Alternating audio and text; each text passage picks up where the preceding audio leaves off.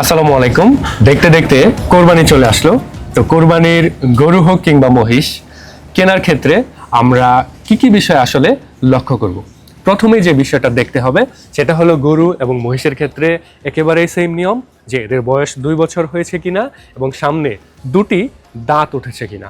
আর তারপর দেখব এর সুস্থতা দেখার জন্য প্রথমত আমরা এদের নাক, চোখ, কান এগুলো খুব ভালোভাবে অবজার্ভ করব, পরিষ্কার পরিচ্ছন্ন আছে কিনা, এবং এর সম্পূর্ণ স্কিনটা আমরা ভালোভাবে অবজার্ভ করব, কোনো দাগ আছে কিনা, স্কিন ডিজিজ আছে কিনা।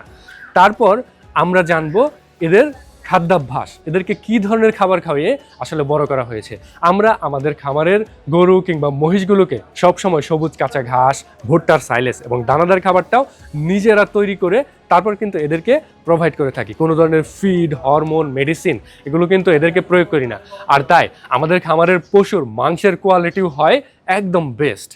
আর ফাইনালি আমি যেটা বলবো যে কোরবানি হলো একটা ইবাদতের আশায় মহান আল্লাহ রাব্বুল আলামিনকে খুশি করার জন্য সুন্দর এবং আপনার পছন্দের বেস্ট পশুটাকে কিন্তু আপনি সবসময় কোরবানি করতে চাইবেন।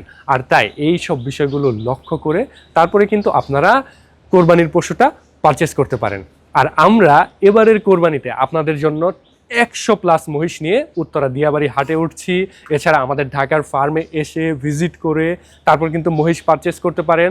নিচে দেওয়া নাম্বারে কল করে যোগাযোগ করে কিন্তু আপনি পারচেসের প্রসিডিওরটা আগাতে পারেন। আর আপনার যদি আমাদের ফার্মের কোনো মহিষ পছন্দ হয় আপনি জাস্ট বুকিং করে রাখবেন অথবা পারচেস করে আমাদের ফার্মেই রেখে দিবেন। ঠিক ঈদের আগ মুহূর্তে আপনার কাঙ্ক্ষিত লোকেশনে পৌঁছে দেওয়ার দায়িত্ব সম্পূর্ণ আমাদের।